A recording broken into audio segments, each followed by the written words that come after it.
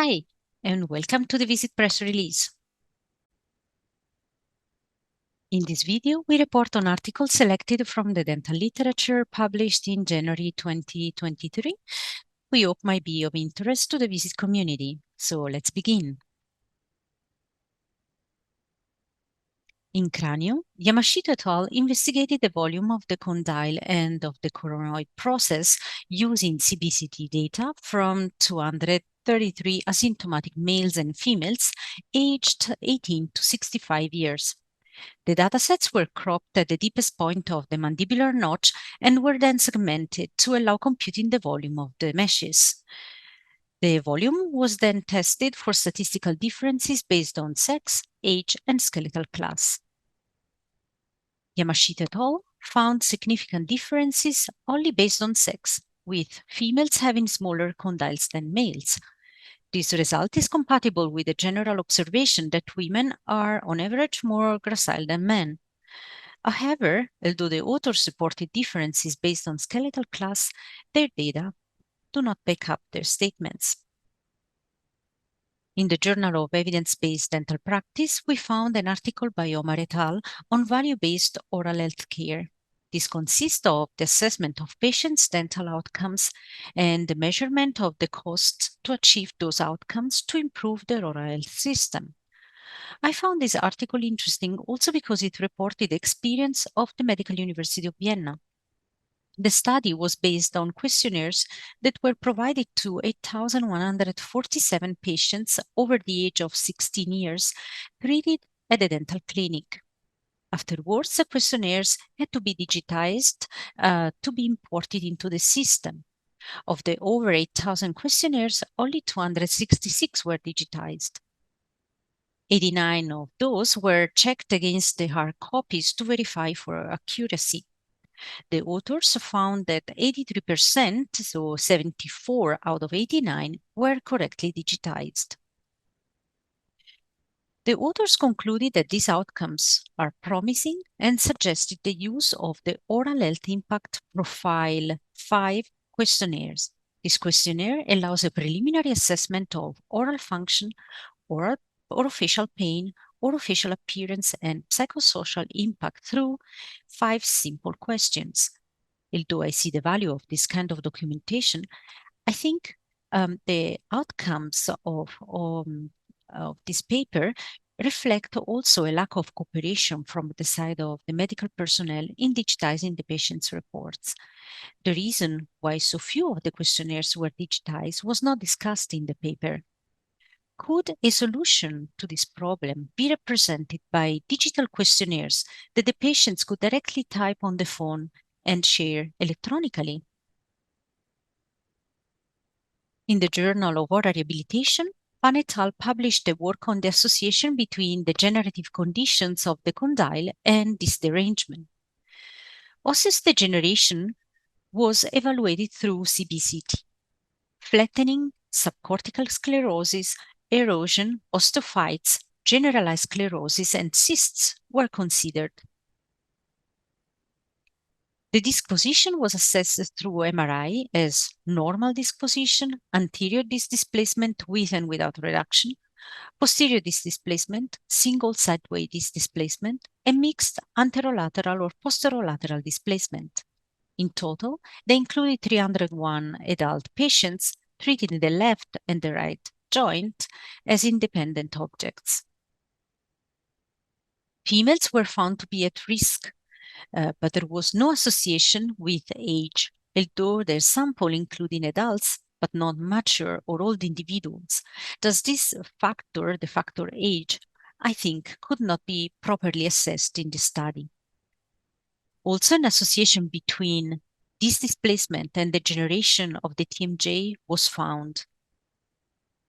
In particular, there was a higher prevalence of degenerative joint diseases among patients with anterior disc displacement and anterior disc displacement combined with single sideways disc displacement, both with and without reduction, while posterior and posterolateral disc displacement did not deliver a statistically significant association. Association with all types of degenerative conditions but flattening of the condyle was found for the displacements with the reduction, while the displacements without the reduction show the association with all degenerative conditions, including flattening of the condyle. Based on these findings, the authors recommended early treatment of anterior and sideways disc displacement to prevent degeneration of the TMJ. The Dental Clinics of North America published a special issue on orofacial pain using case histories supported by literature review. The editors were motivated by the observation that orofacial pain is common and might affect even up to 15% of the population. Nonetheless, this problem does not seem to be adequately addressed in the clinical settings. For the improvement of the situation, the editors thought of this dedicated issue as they considered learning through case-based teaching a successful learning strategy. The articles collected here accounted for several types of disorders and surgical and non-surgical treatments. Cumulative, they discussed various types of conditions, including myofascial pain, TMJ derangement, joint arthropathy, burning mouth syndrome, dental alveolar and trigeminal neuropathic pain, but also cancer-related pain, headache, and association between pain and stress disorders and pain and speech. These papers are structured in a similar way. They report accurate description of the patient's history, clinical presentation, differential diagnosis, and treatment. The case presentation is then followed by literature review, and guidelines for diagnosis and treatment of the discussed conditions might also be illustrated. In my opinion, by presenting informative cases, warning the reader about what could go wrong, and showing how to prevent or address the situation at best, editors and authors achieve their educational aims. Thus, I recommend checking out the special issue on orofacial pain case histories with literature reviews. For the rest of this press release, I'm going to focus on two particular articles chosen from this list. The first article is by Rosen and colleagues. They presented a case of a woman with persistent facial pain and general diffuse pain in the body with a rather complex clinical history. Her main complaint was chronic pain on the face and TMJ, predominantly on the left side, which is scored at 7 to 8 on a 0 to 10 scale. She also reported generalized pain all over her body. The pain has started following surgical intervention for the treatment of skeletal class 3, approximately 19 years earlier. At the time, she complained of numbness in the face and scalp, which lasted for 3 years after the operation and was followed by a spontaneous onset of acute pain. An arthroscopy of the left TMJ was performed owing to her pain and disc derangement that were shown on MRI. Other treatments included a regimen of neuropathic pain medication and spasmolytic, administration of anesthesia blocks, injection of botulinum toxin type A in the masticatory muscles and in the back of her head, corticosteroid injection into the left TMJ. Additionally, she had received an anterior mandibular repositioning splint, which she used 24 hours per day for many years, resulting in a bilateral posterior open bite. She also had weekly treatment with a physical therapist, but none of these therapies had resolved the patient's pain.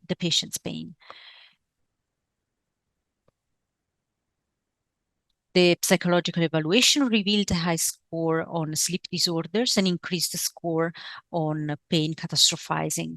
Because of the pain, the patient had been on sick leave for years. A reduced mandibular function was also scored through questionnaires. The patient was diagnosed with TMD myalgia. She had general impairment owing to global pain and local dysfunction mandibular impairment owing to myalgia.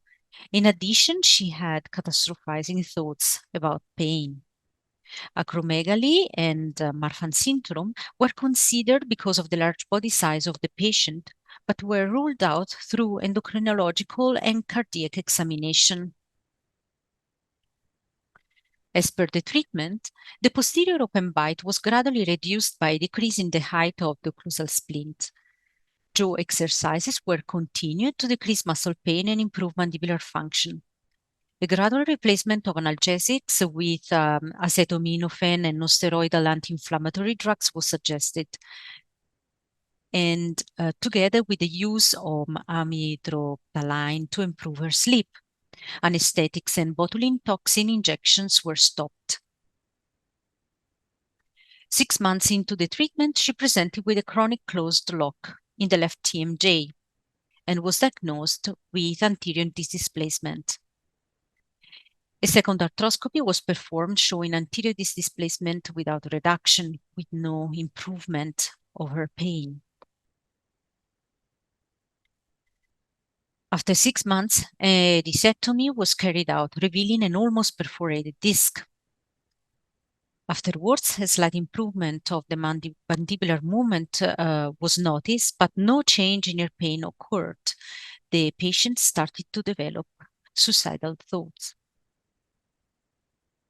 Eventually, she convinced herself she needed a complete replacement of the TMJ and proceeded with it against medical advice. The surgery revealed complete TMJ ankylosis. Afterwards, the patient did not respond to follow-up calls. So the authors concluded with recommendation for the treatment of patients showing chronic pain. Chronic pain is a risk factor for persistent postoperative pain. Moreover, opioid use can induce hyperalgesia.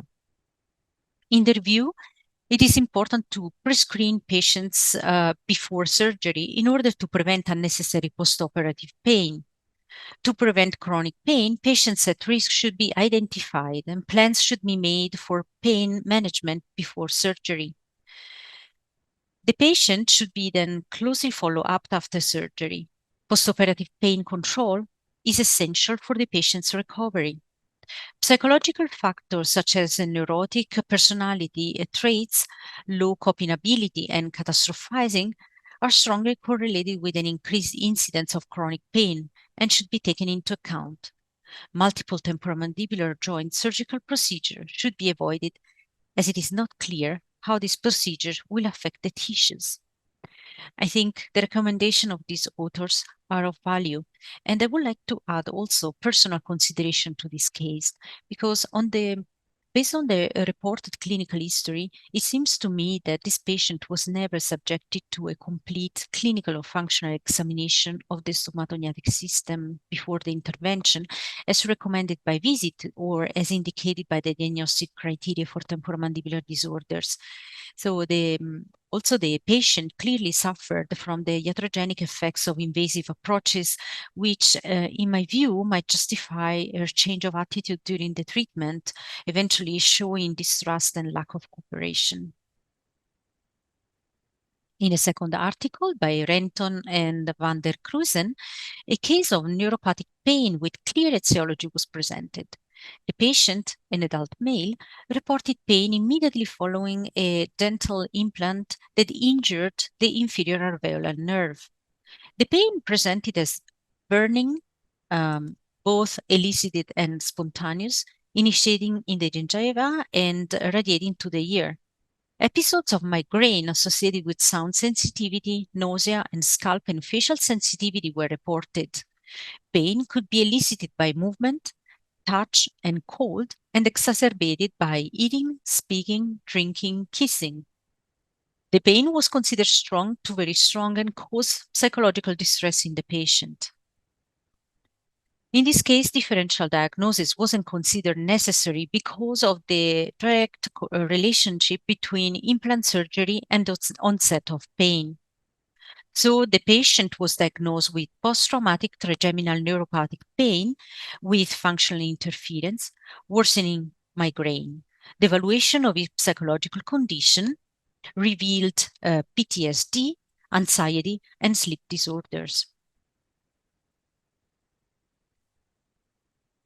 The authors provided diagnostic criteria for post-traumatic trigeminal neuropathic pain according to the recent international classification of orofacial pain. Furthermore, they provided a summary of the management and timing of interventions for implant-related trigeminal nerve injuries, which included a simple protocol for identification of the interested area and mechanosensory examination of neurosensory abnormalities. Accordingly, the patient was honestly informed by the clinician about the diagnosis and was explained about positive symptoms such as allodynia and pain and negative symptoms like numbness. The patient was offered empathy and sympathy. Importantly, the problem was dealt with by early removal of the offending implant, which should be carried out within 30 hours. Vitamin B complex injection, non-steroidal anti-inflammatory drugs, and step-down steroids were provided over 5 days.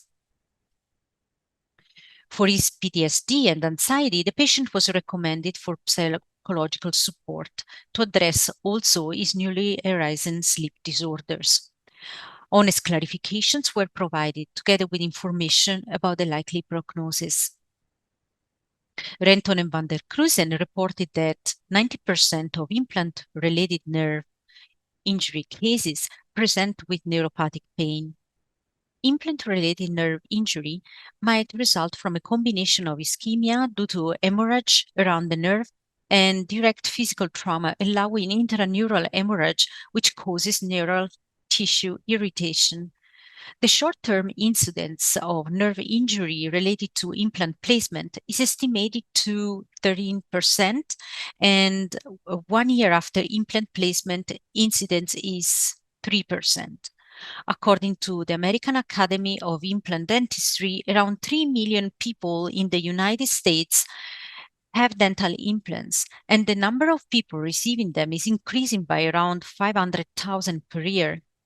Improvement in technology and imaging support implant surgery. However, nerve injury seems to elude preventive measures. We have come to the end of this presentation. I invite you to contact us in case you want to know more about our activities. Otherwise, be ready for next press release. Best wishes to all.